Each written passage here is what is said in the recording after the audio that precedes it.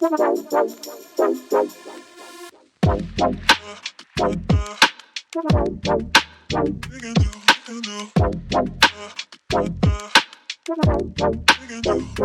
everyone. Welcome to the Tuca and Bertie San Diego Comic-Con at Home panel. My name is Adam Conover. That's right. You are not in San Diego, and neither am I. I'm in a hotel room in Philadelphia. You are wherever the hell you are. But we are all gathered here today in this virtual recreation of San Diego to talk about the brand new season of one of the best television shows ever made, Tuca and Bertie. And we are joined today by an incredible panel of people who are going to talk to me and you about the show. First up, we have incredibly, I can't believe we got her. We have Lisa Hanawalt, the creator and executive producer of Tuca and Bertie.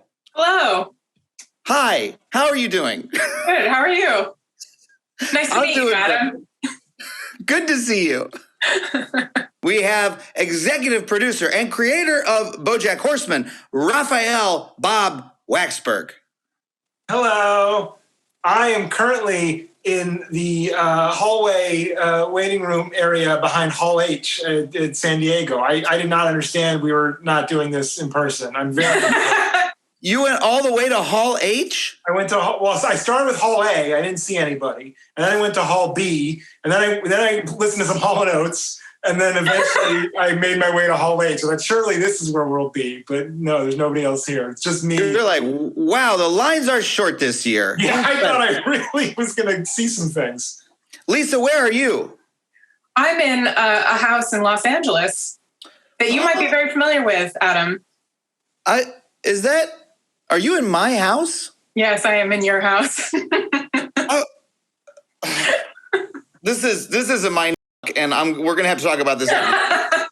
And finally, on the panel, we have the very wonderful. She is incredible. She's the host with the most of so many fine competition, game, reality, comedy programs, but on Tuca and Bertie, she also has played a major part, playing such roles as the chill bird, needy therapist, Nurse Iris, Francine Goldie, Fancy Lady, and of course, who could forget, Plant Teen number 2, which is a recurring role.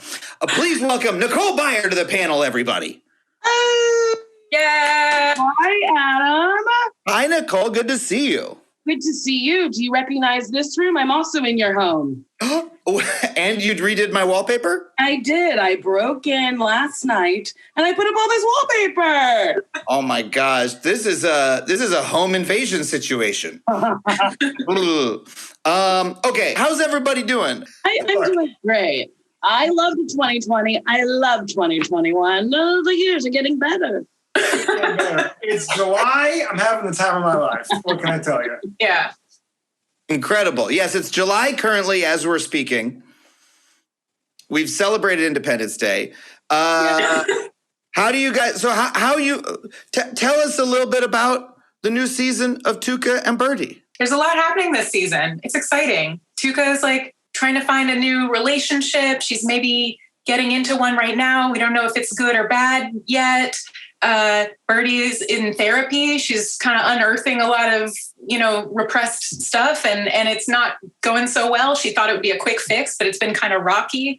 I feel like you're burying the lead, which is there are strippers that have tomatoes for heads. I know, that is the main thing. I love those tomato strippers. I pitched so many jokes for the tomato strippers. And Lisa I cut them all. I had to cut them all. I need more of the tomatoes. She's like, what if they came back for another scene later where we follow them back to their homes and they're talking to their wives? It's like, why? I promise if we get another season, we'll see more tomato strippers. How about that? They're my favorite characters to write for. none of my jokes made it into the episode. Or subsequent episodes that I thought, what if the tomato strippers came back for this episode? You love them. Nicole, what has been your experience of the new season? You've recorded for it? I did. I finished recording. I did the table reads. It was fun. It's always fun to figure out what the voice is going to be for the different characters. And honestly, that makes me laugh the most. I think it's Tuca starts dating somebody that I voice. And the voice is so nuts. Wait, what is her name? Her name is Eager Willett. Eager Willett. And she's like, she's supposed to be so annoying. Like immediately Tuca's like, oh no, this isn't going to work out. Like your personality and your voice and everything. And we didn't know what that voice was going to sound like. And you finding that voice was one of my favorite moments of this season. One of your notes was more annoying and uglier. Okay. One of my favorite things about Nicole on the show is she's in almost every episode. Like she's constantly on the show, but she rarely plays a character that comes back more than once or twice. So every time it's like, here's 3 brand new voices we need from you, Nicole. What else you got? And she always comes out with these incredible new characters and characterizations, which is always a delight to hear. How do you develop a new voice? When you're looking at a character on the page, what is your process of voice development? Well, I go, what have I done? What can we do? What sounds the funniest? I try to like match the people in this, or the animals, the people animals to people in my life. Well, in season 1, there was a realtor that I modeled after my mortgage lady.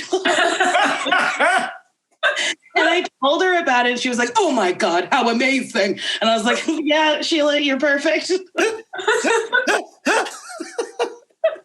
Yeah. So I just try to like pull from people in life and take their affectations. Incredible. It. I steal. Incredible. You guys wrote the whole season over Zoom. This is not a promo for Zoom. It could have been any video conference software, but you wrote it over video. What was that like? Well, we had one day in person. Yeah. Before the pandemic got so bad that it was like, oh, we cannot be in an office anymore or see each other ever again. It's finally happening. Here we go. First day, great day. Can't wait to come back for more tomorrow. Oh, it's so nice to see all of you. Missed you. It's great to be back. Great. And then, next day, like, don't come in. We will kill each other if we see each other in person. We'll literally like... Don't breathe my air. I don't want you. Very dangerous. It was crazy. I mean, luckily, like a lot of, some of the writers I had worked with on season 1, like Shauna McGarry and Gonzalo Cordova. So it wasn't too weird to interact with them over Zoom. And then, we had Samantha Irby, who's this amazing writer, and she joined us, and she's just so like affable and funny. It just, I just felt like she was our friend immediately. And she lives in Michigan. So it was Zoom actually made it possible for her to be on the staff, and she didn't have to, move out to LA for a few months. Yeah. She was Zooming in from Kalamazoo. Kalamazoo. Mm-hmm. As they say. The city of Kalamazoo is sponsored by the Zoom Corporation now. And as such, we refer to it as Kalamazoo. Did you find, why am I doing this like Jiminy Glick? I love it. Lisa, let me ask you a question. Oh my God, I love this. When running a writer's room over Zoom, is it more difficult, or did you find it a little bit easier? It's my Jiminy Glick impression. I hate that I have to give a serious answer to this question. I mean, it's awful being on Zoom. Sometimes you don't want to be on it for more than like an hour. So, I would limit the writer's room each day to like a couple hours. And I just had to be a little more organized about what are we doing each day, and like have like a, almost like a syllabus or something. But I kind of like working from home and like not being at the office all day. I don't know. There were good things and bad things about it. We didn't have to smell each other. Yeah. Ooh. There's a plus. But on the other hand, we didn't get to smell each other. I mean, comedy is a pheromone-based art form, and so that makes it a little more difficult. Yeah. But it doesn't get in the way at all. Comedy writers have to unmute themselves to pitch a joke. It's not like, doesn't get in the way of the fluidity. It does a little bit. Yeah. I think there's not as much flow. Like normally, we do like a punch up session in person and jokes are like flying across the room. But this season, I mostly had people type out their jokes and submit them to me in written form. And then I would just pick. In memo format, we had to address them to Lisa and then, send them via courier. Yeah, I was really strict about the way in which the memo was formatted and the way it was, and the courier, all I of have that. a question. So if you didn't pick someone's joke, would you be like, I didn't pick yours, hee hee hee? Or Yeah, I do that. I said, your joke sucked, and I kind of put in the script how much I hated it. No, I think they just sort of quietly find out when they read the next draft of the script, like, oh, she didn't pick mine. I would pitch jokes, and then I would see the next draft and see my jokes didn't get in. And I would call Lisa and be like, did my jokes get lost in the mail? Did you? I don't think you saw them. I'll send them again. You could do a new version. And she didn't respond. And then I knew the next script had my jokes somewhere there. And I thought, oh no, I'm in a weird Twilight Zone situation where no one's getting my calls or emails. This is very scary. Well, you heard it here first, folks. A fraught emotional situation in the writer's room of Tuca and Bertie. Things very tense. We're taking all this at face value. Nicole, I don't think you could record in a VO booth. You couldn't go to the studio and record. What was that like? What was recording like? Wait, did I do any at home? I feel like I went to the studio. Oh, well, I did a voice and I did it in my closet. So this pivots great into a story about me. Well, I was like, if nobody's there except the engineer, everyone's on Zoom, we're all wearing masks and things are sanitized, I think it's fine. It turned out to be great and fine, and I didn't get COVID from recording Tuca and Bertie. So you heard it here first. She didn't get COVID from the studio. Good. Where did I just prefer it because I don't have the equipment. I'm not a professional recorder. I will make a mistake. So it was nice to like go in studio and like have a place to go. I'm tired of home. I really appreciated you risking your life for the good audio quality. Yes, that you needed. Anything for comedy. Yes. Anything. I also recorded a voice, and I also thought, I can't do this. I'm going to make a mistake. But I also don't want to drive to another place. So if the option exists that I can do a bad version in my home versus a good version in the studio, I will opt to do the bad version. Turned out okay, I think. It was okay. What were your goals for the new season narratively? And I want to bring Nicole into this. So what specifically were your narrative goals for Plant Teen 2? Yeah. What was going on with Plant Teen 2? Tell me about it. It's funny, we featured the Plant Teens really heavily this season, and I didn't plan on that. I just really, I really liked them, and I kept wanting to bring them back episode after episode. Do the Plant Teens have names, or are they just Plant Teen 1, 2, and 3? Well, one of them's named Martha. Oh, really? Number 1 is Martha? Number 1 is Martha. The problem is we kept like confusing them. And so we watched the animatic and then it's like, no, you gave Plant Teen 2's voice to Plant Teen 1. You gotta that's the cactus's voice. We gotta, but yeah, no, we don't know. 2 of them don't have names yet. Maybe we'll find out later. What would you name Plant Teen 2, Lisa? If I had to name them on the spot? You had to name your character Plant Teen 2, what would you name her? Yeah, what would you name it, Lisa? I think one of them might be named Pepper. Oh, okay. Okay. What do you think, Nicole? Do you feel like Plant Teen 2 is a pepper or something else? I mean, I was leaning towards Spartacus, but, pepper makes more sense for a plant. Yeah. A plant. Yeah. The best laid plants. Moving on. So Tuca and Bertie is... Right, you didn't like that conversation. Got it, Adam. So Tuca and Bertie is a show that really balances comedy and serious emotional moments very deftly. How do you approach that? And how did you approach that going into season 2? And what new serious things did you want to explore in the lives of these characters? I feel like I always start with serious things I want to explore, like, okay, therapy, trauma, repressed trauma, gentrification, like just kind of like based on things I've experienced and friends have experienced and things I'm interested in and based on books I've read. Some of those books are books you recommended to me. And then we kind of start to make stories based on those. And then we add in the funny parts later and we kind of make up the funny, B stories or C stories as we go along. Like, oh, what if Speckle eats too many hot dogs this episode? Then what?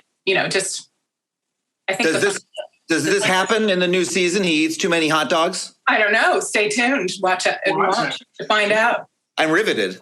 Well, first we had this idea that what if we had a story where Speckle doesn't eat enough hot dogs? And that felt like not enough of a story. So then we said, okay, what if he eats just the perfect amount of hot dogs? That also felt like that didn't really go anywhere, yeah. And we said, I got it. Too many.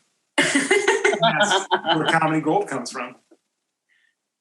As a guy who's eaten too many hot dogs on many occasions, I think that's just why men around America relate to this show so much. I remember, Adam, a time you ate too many corn dogs. Do you remember the story I'm thinking of?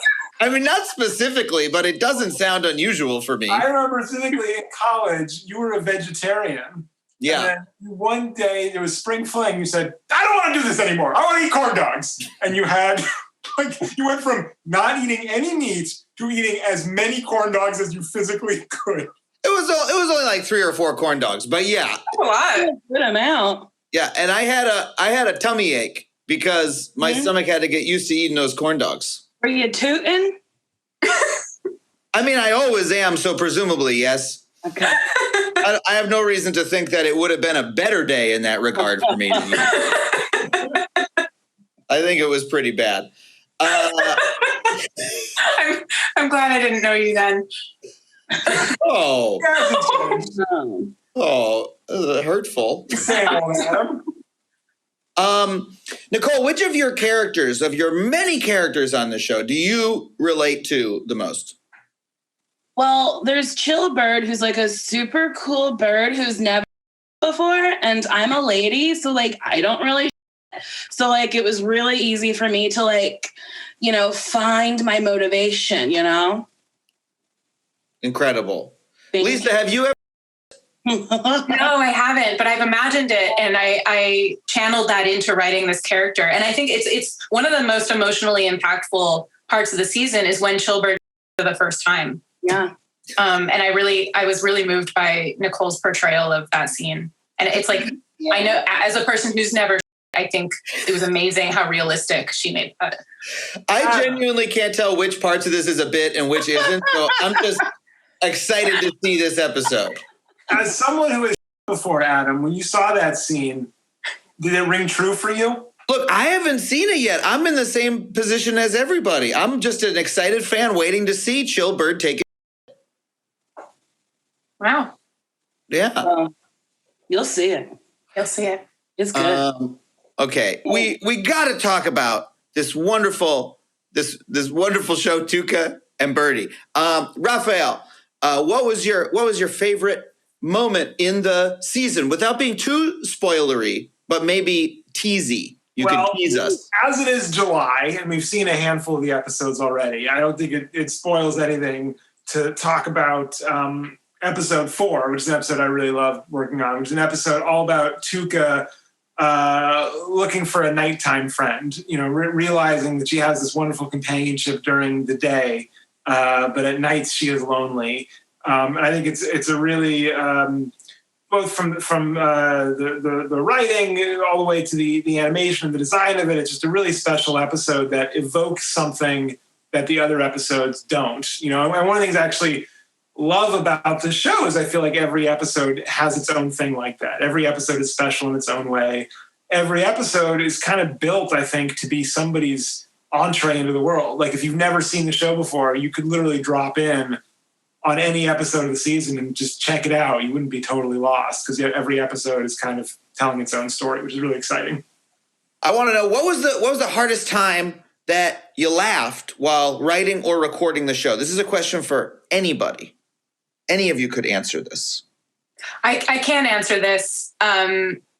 It was when this is such a weird, but I was recording with Cola Scola, and I was trying to think of an alt for him he was supposed to say muscle milk, and I was trying to think of an alt because that's like a branded thing, and so I wasn't sure if we could actually use that. You can't even say that at the Comic-Con panel. I know they're going to bleep that out. Actually, yeah. It's gonna go beep milk, and I'll be like, "What milk is she talking about?"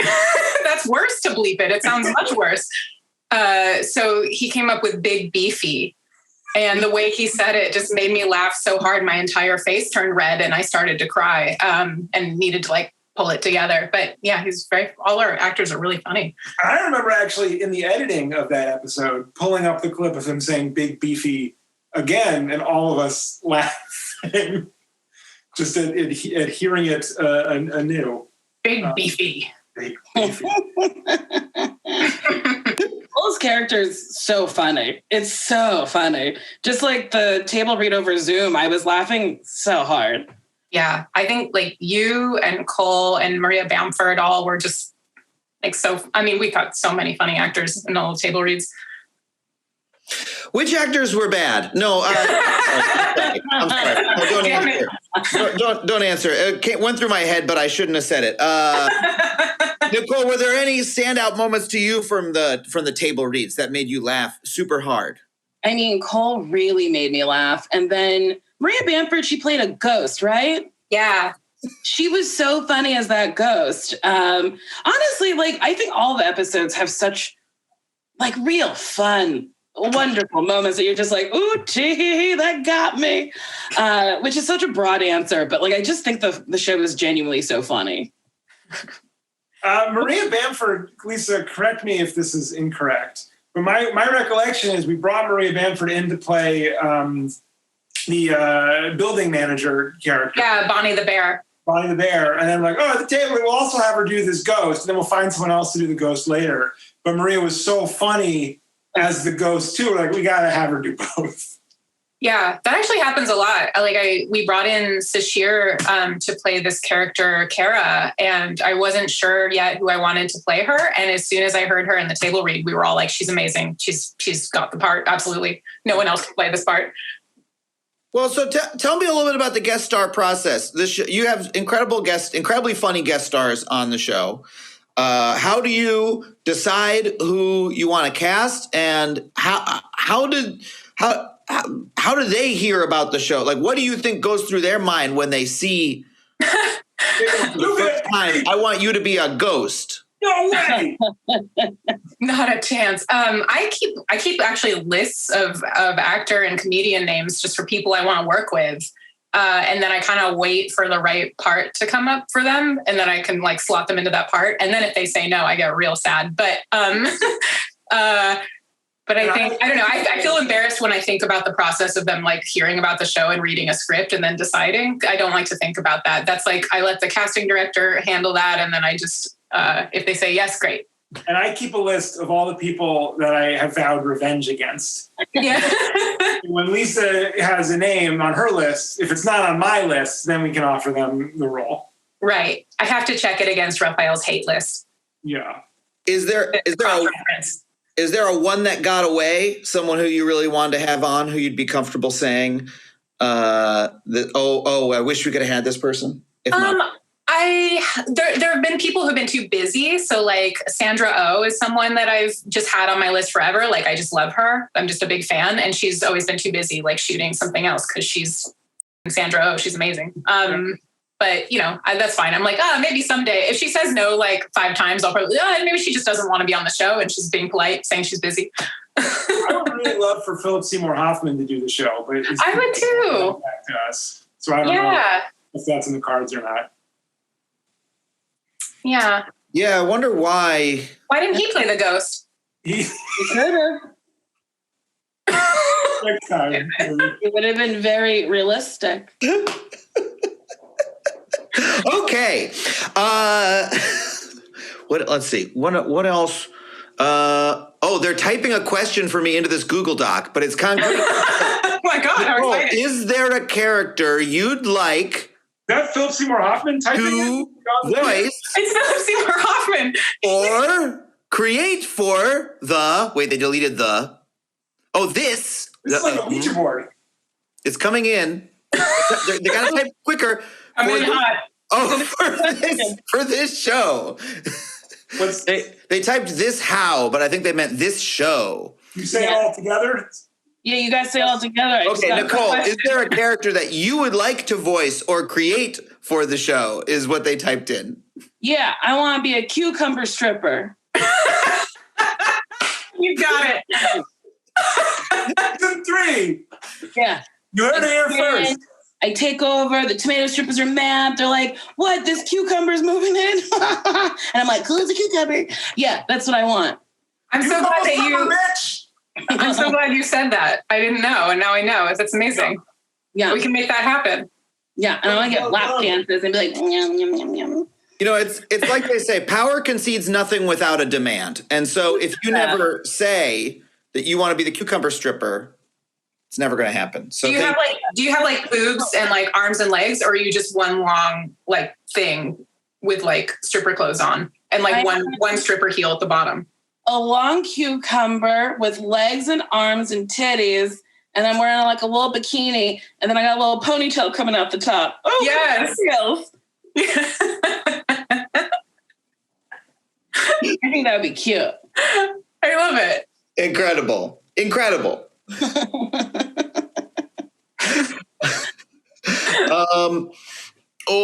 What was going to be my next question? I forgot what it was. Yes. Here's I know what it is. So we've talked on this show about ghosts and cucumber strippers, tomato strippers. I know I heard you say last year when you were talking about the show that this show doesn't have strict rules to its fantasy universe. But is there anything that you would never do on the show? Is there any character combination? Does that make sense?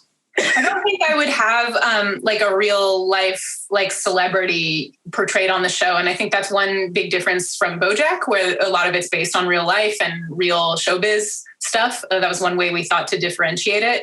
The only like comparison is Fight Club. There is a version of Fight Club in Birdtown, and it's called Beat Club, and it stars Ed Bird Norton and Bird Pitt. And those are the only celebrity equivalents in Birdtown. And the only fun names. I just wanted to limit it to that one reference for no reason other than it makes me laugh. The only spot where reality leaks through.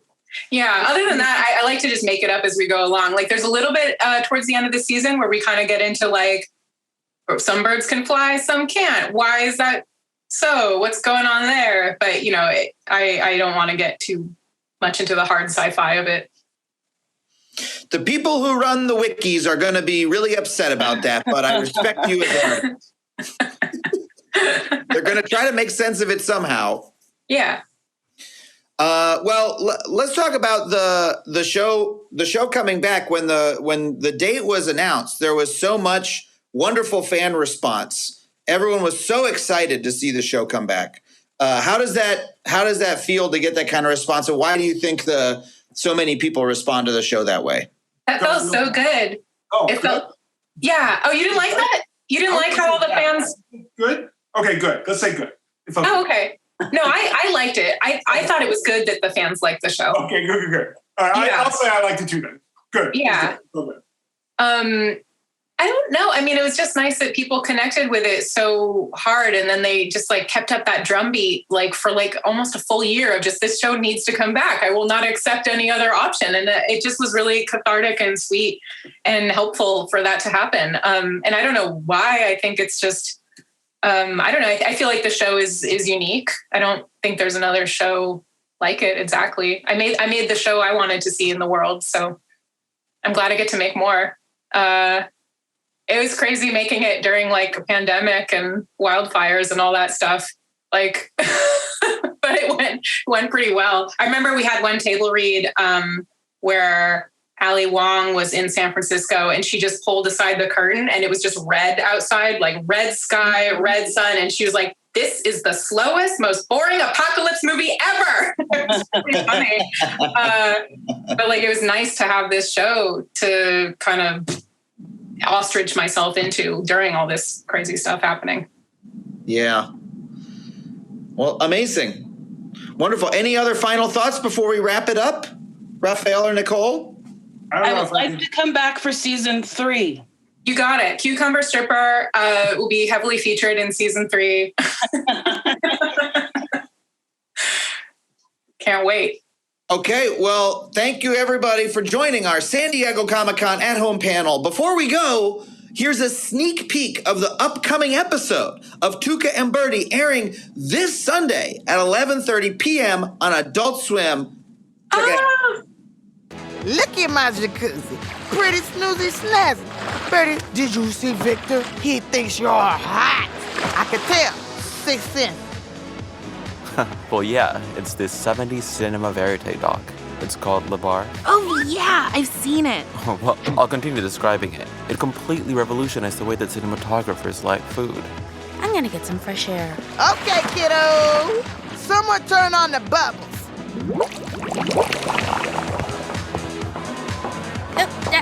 Sorry. Hi, I'm Speckle. Sprinkles? I'm Bertie. Want to find somewhere quieter? This is a nice room. I mean, patio? Are we indoors or outdoors? Both. It's an atrium. It brings light into the home and... sorry. I'm an architect. What are you into? Oh, well, right now I'm just an intern at this publishing office, but blah, boring. Not doing that forever. Yeah. Baking is what I'm really into. I love people who bake. Tuca! Party crashing! My solarium. It's actually an atrium. Tuca, no!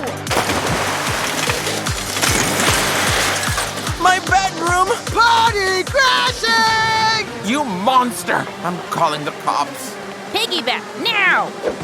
Nice to meet you, Sprinkles. Giddy up and stop talking to this random man who we will never ever see again.